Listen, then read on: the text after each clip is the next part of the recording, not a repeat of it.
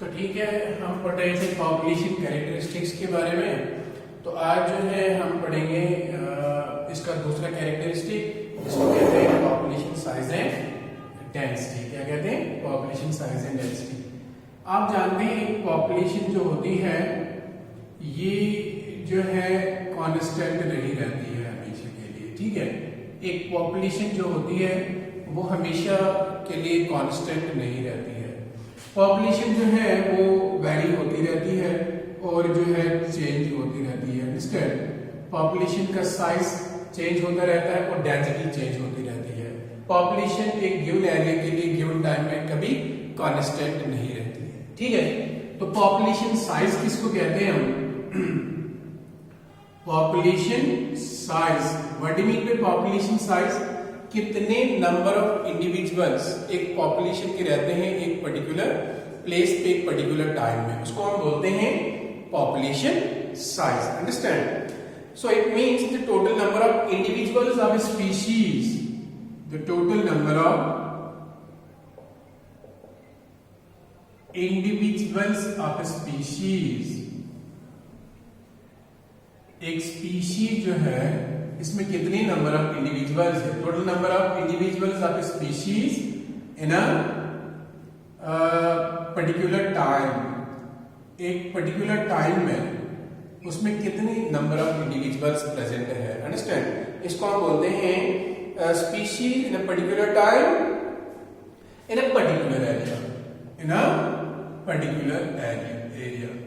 ठीक है, जैसे इंडिया की पॉपुलेशन कितनी है आज? ठीक से ठीक है, तो कुछ 100 कितने करोड़ लोग जो है 200 करोड़ लोग जो है इंडिया में रहते हैं आज। तो इसको बोलेंगे हम total number of individuals of human species in India. यहाँ जेएनटी की पॉपुलेशन कितनी है आज? तो आज के डेट में इसको हम बोलेंगे कितने नंबर ऑफ ह्यूमंस रहते हैं जेएनके में एक पर्टिकुलर टाइम में, आज के टाइम में। इसको कहेंगे हम पॉपुलेशन साइज। तो पॉपुलेशन साइज वेरी होता रहता है और पॉपुलेशन डेंसिटी क्या चीज है वो भी वेरी होती रहती है। ठीक है, what do mean by population density? Population density का मतलब होता है कितने with reference to the area, कितने स्क्वायर मीटर में या क्यूबिक मीटर में कितने पर्सन रहते हैं, कितने इंडिविजुअल्स रहते हैं पॉपुलेशन के, उसको बोलते हैं population density. So is the number of individuals present per unit area. Number of individuals present per unit area, यहाँ जिसको आप बोलते हैं और volume at A given time. Per unit area, per unit volume में एक पर्टिकुलर टाइम में कितने इंडिविजुअल्स रहते हैं एक पॉपुलेशन के, उसको बोलते हैं पॉपुलेशन डेंसिटी। फॉर एग्जाम्पल मैं बोलूंगा यहां पर रहते हैं 5 से 10%। फॉर एग्जाम्पल डोडा की बात करेंगे, मैं बोलूंगा 5 से 10% रहते हैं पर एकड़ में, पर एक्री ऑफ लैंड में। तो इसको मैं कहूंगा पॉपुलेशन डेंसिटी। ठीक है, तो एक पॉपुलेशन से दूसरी पॉपुलेशन में डेंसिटी भी वेरी करती है, साइज भी वेरी करता है। अंडरस्टैंड? ये हमेशा चेंज होते रहते हैं। तो डेंसिटी जो होती है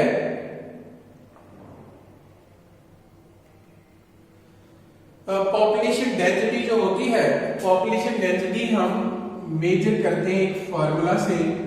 population density is measured by formula. इसके लिए फॉर्मूला है जिसको हम लिखते हैं D = L/S, यानी डेंसिटी जो है वो N / S के बराबर होती है। What is N?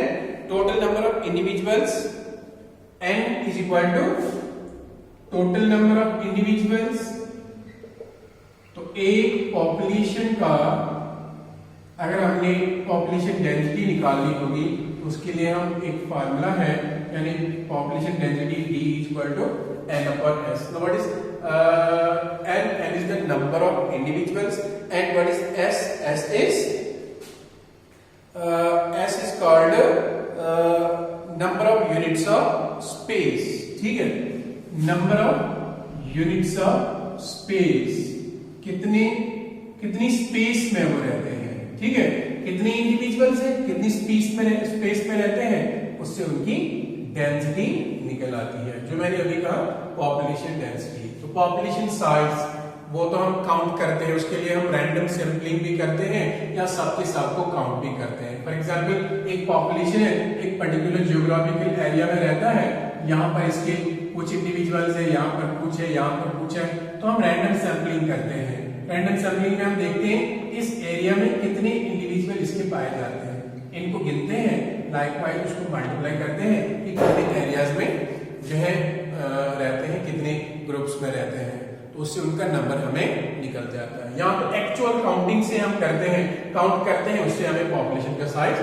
पता चलता है। जैसे हम सेंसस करते हैं, 2001 में सेंसस हुआ, 2011 में सेंसस हुआ, तो उसके बाद जो है अभी फिर से सेंसस होने वाला है, तो ये इससे हमें पता चलता है कि कितने इंसान दुनिया में रह रहे हैं या एक कंट्री में रह रहे हैं। अंडरस्टैंड? जैसे आप जानते हैं आज 8 बिलियन पॉपुलेशन टच कर रही है तो लोगों की, तो ये because of census, this is called population size. और डेंसिटी वेरी करती है, एक कंट्री से, एक स्टेट से, एक गांव से दूसरे गांव, ये वेरी करती है। तो कितना क्या डेंसिटी है एक पॉपुलेशन की, वो हम निकालते हैं n/s फॉर्मूला से, d = n/s, d represents the total number of individuals और s का मतलब है कितना स्पेस में वो रहते हैं, इससे उनकी डेंसिटी निकल आती है। तो ये कुछ कैरेक्टरिस्टिक है जिसको हम बोलते हैं पॉपुलेशन साइज एंड डेंसिटी। अब दूसरा है जिसको हम बोलते हैं एज स्ट्रक्चर। क्या बोलते हैं?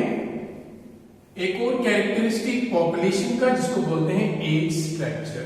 एज स्ट्रक्चर का मतलब होता है the number of individuals of different age groups. कितने इंडिविजुअल्स है एक पॉपुलेशन में, उसके डिफरेंट एज ग्रुप्स में, उसको बोलते हैं हम एज स्ट्रक्चर। तो तीसरा कैरेक्टरिस्टिक्स का आपने पढ़ना है जिसको हम बोलते हैं एज स्ट्रक्चर, ठीक है। एज स्ट्रक्चर जैसे मैंने आपको समझाया, इंसानों की बात हम करेंगे तो हम में बच्चे भी होते हैं, जवान भी होते हैं और बूढ़े भी होते हैं, ये इंसानों का एज स्ट्रक्चर। इसी तरह किसी भी पॉपुलेशन का एज स्ट्रक्चर में 3 एज ग्रुप्स होते हैं, अंडरस्टैंड। एक होता है प्री रिप्रोडक्टिव, जो रिप्रोडक्शन नहीं कर पाएंगे, यानी अभी वो छोटे होते हैं। दूसरा होता है रिप्रोडक्टिव, यंग वंस, जो रिप्रोड्यूस करते हैं। तीसरा होता है पोस्ट रिप्रोडक्टिव, ओल्ड वंस, जो रिप्रोडक्शन कर चुके हैं, अब वो बूढ़े हो गए हैं और वो मर जाते हैं, ठीक है। तो एज स्ट्रक्चर जो होता है, this indicates the total number of naturality क्या रहती है इस पॉपुलेशन में, जन्म कितने लेते हैं और मरते कितने हैं, और रिप्रोडक्शन की एज में कितने हैं, और इनकी जो है पॉपुलेशन स्टेबल रहने वाली है या डिक्लाइन होने वाली है, ये डिटरमाइन करता है एज स्ट्रक्चर। तो एज स्ट्रक्चर हम किसको कहेंगे? The proportions of individuals in each age group is called age structure. The proportions of individuals, कितने individuals हैं? The proportions of individuals in each age group of population. Each age group of population is called age structure. इसको हम कहते हैं age structure. और जैसे मैंने पहले ही बोला, यानी किस उम्र के इंडिविजुअल्स कितने परसेंटेज में पाए जाते हैं एक पॉपुलेशन ऑफ इंडिविजुअल्स में, उसको बोलते हैं हम एज स्ट्रक्चर। क्या बोलते हैं? That's what we called as age structure. तो ये एज स्ट्रक्चर जो होता है, ये एज डिस्ट्रीब्यूशन जो होता है, ये बहुत ही इंपॉर्टेंट है। It influences both natality and mortality of the population. तो एज स्ट्रक्चर जो है वो इन्फ्लुएंस करता है, इसका प्रोपोर्शन जो होता है किस एज ग्रुप में कितने इंडिविजुअल्स पाए जाते हैं। इट इन्फ्लुएंस बोथ नेचुरलिटी, ये बर्थ रेट, और mortality. Mortality means death rate को इन्फ्लुएंस करता है ऑफ अ पॉपुलेशन, अंडरस्टैंड। इससे हमें पता चलता है ये पॉपुलेशन आगे जाकर बढ़ने वाली है ज्यादा, ये आगे जाकर स्टेबल रहने वाली है, या आगे जाकर ये डिक्लाइन होने वाली है, जब हम इसका एज स्ट्रक्चर निकाल लेते हैं। तो एज स्ट्रक्चर जो होता है from an ecological point of view there are three major age groups in any population. ठीक है, कोई भी पॉपुलेशन जो होती है उसमें तीन, इसके एज स्ट्रक्चर में तीन एज ग्रुप्स होते हैं. Age structure of population there are three age groups. There are three age groups. तीन एज ग्रुप्स होते हैं in a population. Now according to the age structure के हिसाब से तीन जो है मेजर इकोलॉजिकल एजेस होते हैं एक पॉपुलेशन में. पहला होता है प्री रिप्रोडक्टिव एज ग्रुप. क्या होता है? Number one is called pre reproductive age group. Pre reproductive age group अगर हम इंसानों की बात करें तो this includes individuals below 18 years of age. मैं कहूंगा individuals below 18 years of age. 18 साल से कम उम्र वाले जो बच्चे होते हैं उनको बोलेंगे हम प्री रिप्रोडक्टिव एज ग्रुप में आते हैं वो. तो प्री रिप्रोडक्टिव एज ग्रुप में ये आते हैं because they are not capable of reproduction. ये अभी अभी मैच्योर होने वाले होते हैं और ये रिप्रोडक्टिव कैपेसिटी को डेवलप करते हैं जब ये 18 साल के बाद के एज के हो जाते हैं. तो 18 इयर्स के बाद ही जो है इंसानों में यूजुअली मैनेज की जाती है. बट यहाँ पर इसने लिखा है pre reproductive age group below 18 years of age, but it varies according to the estimated age of a species. एक स्पीशीज जो है उसके इंडिविजुअल्स कितने उम्र तक जीते हैं, एक्सपेक्टेड लाइफ स्पैन उनका कितना है, ये उस पर डिपेंड करता है. 18 इयर्स में इंसानों में बताऊंगा. अंडरस्टैंड? ये होता है प्री रिप्रोडक्टिव एज ग्रुप. दूसरा क्या होगा? रिप्रोडक्टिव एज ग्रुप, जवानों का ग्रुप है. अगर मैं इंसानों की बात करूंगा तो इसमें आएंगे इंडिविजुअल्स कैपेबल ऑफ रिप्रोडक्शन. तो किस एज से आएंगे? 20 to 40 years. Individuals capable of reproduction, जो रिप्रोडक्शन कर सकते हैं. तो मैं कहूंगा इसमें आएगा एज ग्रुप्स फ्रॉम 20 to मैं 45 इयर्स तक लिखूंगा. ये डिपेंड करता है विमेन की, औरत की एज पर है, क्योंकि आप जानते हैं औरत की 45 इयर्स के होने के बाद उसमें कोई मेंस्ट्रुएशन नहीं होती है, कोई साइकिल नहीं होता है, फिर वो बच्चे नहीं बना सकती. अंडरस्टैंड? तो ये ग्रुप आता है इसमें. नाउ नंबर 3 इसमें आता है पोस्ट रिप्रोडक्टिव. पोस्ट रिप्रोडक्टिव में आते हैं बुड्ढे, या मैं कहूंगा individuals above the age of 40 years. Understand? Includes individuals between 40 to 70 years. Individuals between 40 to 70 years. Expected life जो होती है, लाइफ स्पैन जो होता है इंसानों का 70 साल का होता है. ठीक है, कोई कितना साल जीता है वो डिपेंड करता है. Understand? Then ये होता है post reproductive. Now this age structure defines whether the population is gonna to be stable, gonna to increase or gonna to decline with time. Understand? ठीक है. एक मॉडल होता है, ठीक है, उसको कहते हैं हम एज पिरामिड. क्या कहते हैं? Age pyramid. ये एक ऐसा मॉडल होता है जो हमें ज्योमेट्रिकली दिखाता है. क्या दिखाता है? जो हमें दिखाता है कि ज्योमेट्रिकली दिखाता है कि किस एज ग्रुप के इंडिविजुअल्स कितने हैं एक पॉपुलेशन में. उसको बोलते हैं हम एज पिरामिड. क्या कहते हैं? Age pyramid. The model representing geometrically the proportion of, एक ऐसा मॉडल होता है द मॉडल रिप्रेजेंटिंग ज्योमेट्रिकली. अगर आपको बताया जाएगा कि आप डोडा का एज स्ट्रक्चर के हिसाब से एज पिरामिड बना दो. क्या बना दो? Age pyramid. तो आपको एक फिगर बनानी है, जो फिगर में आप रिप्रेजेंट करेंगे. आपको 3 किस्म की फिगर्स में से एक फिगर जो है वो मिलेगी यहाँ पर डोडा में. डोडा में आप एज स्ट्रक्चर ढूंढोगे तो यहाँ पर आपको जो पॉपुलेशन, इंसान पॉपुलेशन, वहां पर बच्चे भी मिलेंगे, जवान भी मिलेंगे और बुढ़े भी मिलेंगे. तो आप 3 ग्रुप्स में इसको डिवाइड करोगे. फिर हर एक ग्रुप में कितने नंबर ऑफ इंडिविजुअल्स है, उसी हिसाब से एक पिरामिड आप बनाओगे. काम है, ज्यादा है. प्री रिप्रोडक्टिव अगर ज्यादा है, उसके बाद पोस्ट रिप्रोडक्टिव कम है, तो सॉरी रिप्रोडक्टिव कम है और पोस्ट रिप्रोडक्टिव उससे कम है, तो आपको एक ट्रायंगल जैसा पिरामिड बनेगा, है ना। उसी तरह 3 डिफरेंट पिरामिड्स होते हैं। तो एज पिरामिड क्या होता है, एक ऐसा मॉडल होता है जो रिप्रेजेंट करता है ज्योमेट्रिकली, कि क्या रिप्रेजेंट करता है geometrically, the proportion of different age groups in the population, the proportion of different age groups in the population, proportion of different age groups in a population।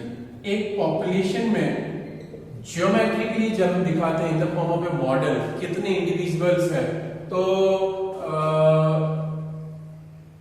कितने इंडिविजुअल्स हैं और किस एज ग्रुप के कितने individuals हैं, उसको कहते हैं हम क्या कहते हैं हम, उसको कहते हैं हम एज पिरामिड। क्या कहते हैं, एज पिरामिड। तो 3 हाइपोथेटिकल पिरामिड्स जो है वो एज स्ट्रक्चर में पाए जाते हैं। हाइपोथेटिकल, हाइपोथेटिकल का मतलब होता है based on the idea, hypothetical pyramids जो होते हैं वो पाए जाते हैं।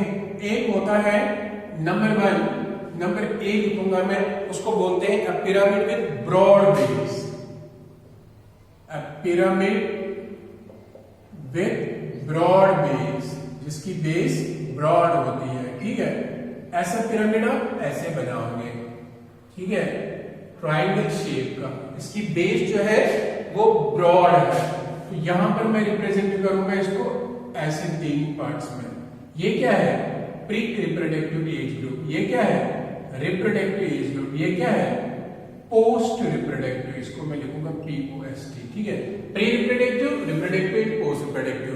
एंड जैसा आप देख रहे हैं प्री रिप्रोडक्टिव में ज्यादा है, ये ब्रॉड बेस है, जब जो ये ऊपर चला जाता है ये नैरो होता जाता है। दैट मींस ये पॉपुलेशन में number of this pre reproductive age group is more than reproductive and then post reproductive.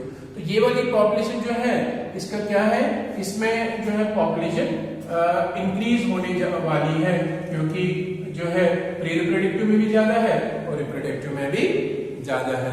तो pyramid with broad base, it indicates high percentage of young individuals, it indicates high percentage of, इसमें high percentage होती है young individuals की। तो इसके मतलब इसमें नेटिलिटी ज्यादा है, इंडिकेटिंग कि इसमें जो है birth rate is high. Birth rate इसमें क्या है, आप खुद ही देख रहे हो, बर्थ रेट इसमें ज्यादा है। The birth rate is high and population growth में भी exponential. Thus the pyramid with broad base would result in increase in the population। हाँ?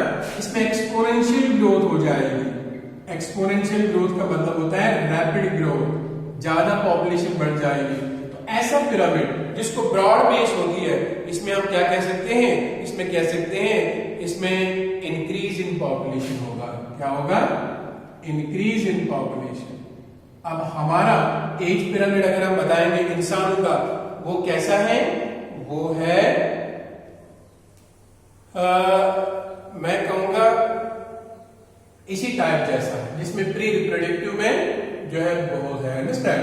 Then for example the age pyramid in the case of fungi, house flies. Fungi में देखो आप, मक्खियों में देखो आप, उसमें बच्चे ज्यादा बनते हैं, बहुत अंडे देते हैं, वो बच्चे ज्यादा बनते हैं, तो नेटिलिटी ज्यादा होती है, बर्थ रेट ज्यादा होती है, इसलिए मक्खियां बनती ही बनती रहती है जितना भी आप उसको मारो। दूसरा एक एज पिरामिड होता है जिसको हम कहते हैं बेल शेप्ड पॉलीगन। क्या कहते हैं, अ बेल शेप्ड पॉलीगन, बेल के शेप में एक पॉलीगन। आप इसकी डायग्राम कैसे बनाओगे, आपके बुक पे भी है, बेल की शेप जैसी होती है ऐसे, ठीक है। तो इसमें ये रिप्रेजेंट करता है एक स्टेबल पॉपुलेशन। इसमें number of pre reproductive and ये है pre reproductive, reproductive, post reproductive. Pre reproductive और रिप्रोडक्टिव ग्रुप में इसमें लगभग सेम है, अंडरस्टैंड। और रिप्रोडक्टिव जो सबसे ऊपर वाला है, तो बेल शेप्ड पॉलीगन जो होता है, it indicates a moderate proportion of young to old, indicates moderate proportion, है ना। इसमें लगभग बराबर इंडिविजुअल्स हैं तीनों एज ग्रुप में। Moderate proportion of young to old individuals, young to old individuals in a population, moderate means बराबर जैसे है। तो इसमें क्या होगा, now growth becomes slow and stable, इस तरह रिजल्ट ये होता है बेल शेप्ड स्ट्रक्चर में, ठीक है। तो इसमें पॉपुलेशन क्या रहने वाली होती है, ज्यादा बढ़ने वाली नहीं होती है, स्टेबल होती है, क्योंकि जितने प्री रिप्रोडक्टिव में है उतने पहुंचते हैं पोस्ट रिप्रोडक्टिव में, और उतने ही लगभग रिप्रोडक्टिव पोस्ट रिप्रोडक्टिव में चले जाते हैं। तो जितनी इसमें बर्थ रेट्स होती है उतनी इसमें डेथ रेट्स भी होती है। तो ये पॉपुलेशन क्या रहने वाली है, स्टेबल रहने वाली है, अंडरस्टैंड। इसमें पॉपुलेशन एक्सप्लोजन नहीं होगा। नंबर सी होता है जिसको हम बोलते हैं एन अनशेप्ड फिगर, क्या बोलते हैं, एन अनशेप्ड फिगर। ये तीसरा एज पिरामिड है। इसमें उल्टा मटका जो होता है उसी जैसा एक फिगर होता है, ऐसे, ठीक है। इसको हम बोलते हैं अनशेप्ड फिगर। तो ये डिक्लाइनिंग पॉपुलेशन है, क्या है, डिक्लाइनिंग पॉपुलेशन। क्यों, इसमें प्री रिप्रोडक्टिव कम है, रिप्रोडक्टिव ज्यादा है, और पोस्ट रिप्रोडक्टिव भी ज्यादा है। ये है pre reproductive, reproductive, post reproductive. ये अनशेप्ड फिगर जो है it indicates low percentage of young individuals. इसमें परसेंटेज जो है यंग इंडिविजुअल्स की, प्री रिप्रोडक्टिव एज ग्रुप की, वो बहुत कम है। तो यंग इंडिविजुअल्स अगर कम है तो इसमें रिप्रोडक्टिव और पोस्ट रिप्रोडक्टिव में उतने ज्यादा है। पोस्ट रिप्रोडक्टिव वाले जल्दी पोस्ट रिप्रोडक्टिव में चले जाएंगे, वो मर जाएंगे। दैट मीन्स यहाँ पर बर्थ रेट्स कम है, डेथ रेट्स ज्यादा है, तो यहाँ पर पॉपुलेशन कम होती जाएगी। ये एंडेंजर्ड हो सकती है, ये एक्सटिंक्ट भी हो सकती है, अंडरस्टैंड। तो ये इंडिकेट करती है declining population. Declining population has large proportion of old individuals, it has large proportion of older individuals। तो इसमें older individuals ज्यादा होते हैं, ठीक है। तो आपने पढ़ा एज स्ट्रक्चर के बारे में, कितने एज ग्रुप्स के जो है एज ग्रुप्स होते हैं पॉपुलेशन में। उसमें आपने पढ़ा 3 होते हैं, pre reproductive, reproductive, post reproductive. तो एज स्ट्रक्चर हमें इंडिकेट करता है कि एक पॉपुलेशन जो है वो स्टेबल होने रहने वाली है, या कम होने वाली है, या ज्यादा बढ़ने वाली है। इस तरह हम इसका एज पिरामिड निकालते हैं according to the number of individuals in age group. अगर वो प्री रिप्रोडक्टिव में ज्यादा है, रिप्रोडक्टिव में उससे कम, तो पोस्ट रिप्रोडक्टिव में उससे कम, तो उसको उसमें एक हमारे पास एक पिरामिड बनेगा जिसको हम कहते हैं pyramid with broad base, triangle shape में, ठीक है। अगर बेल शेप्ड पिरामिड बनेगा तो इसको हम कहेंगे बेल शेप्ड पॉलीगन बनेगा। तो इसका मतलब है इसमें प्री रिप्रोडक्टिव से लेकर पोस्ट रिप्रोडक्टिव तक लगभग पॉपुलेशन इंडिविजुअल्स की सेम है, तो हर एक एज ग्रुप में। इसका मतलब ये स्टेबल रहने वाली पॉपुलेशन, जितने बर्थ रेट से उतने डेथ रेट से पॉपुलेशन स्टेबल है, पॉपुलेशन इंक्रीज नहीं होगी। मोर और less it will remain the stable.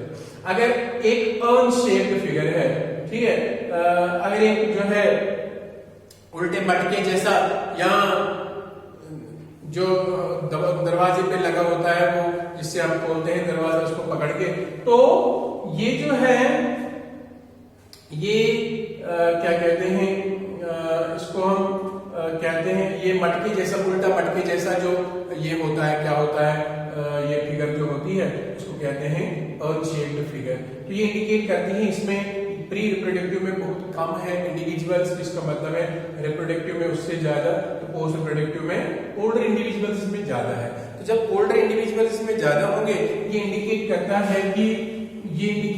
है कि ये पॉपुलेशन जो है इसमें बर्थ रेट्स कम है, डेथ रेट्स ज्यादा है। तो यहाँ पर ये पॉपुलेशन दिन ब दिन कम होती जाएगी और एंडेंजर्ड भी हो सकती है, एक्सटिंक्ट भी हो सकती है, ठीक है। तो कल हम पढ़ेंगे नेटिलिटी और मॉर्टेलिटी के बारे में, उसके बाद हम पढ़ेंगे biotic potential and life tables, ठीक है। जो और कुछ कैरेक्टरिस्टिक्स है एक पॉपुलेशन की, वो हम पढ़ेंगे कल। आज के लिए इतना काफी है।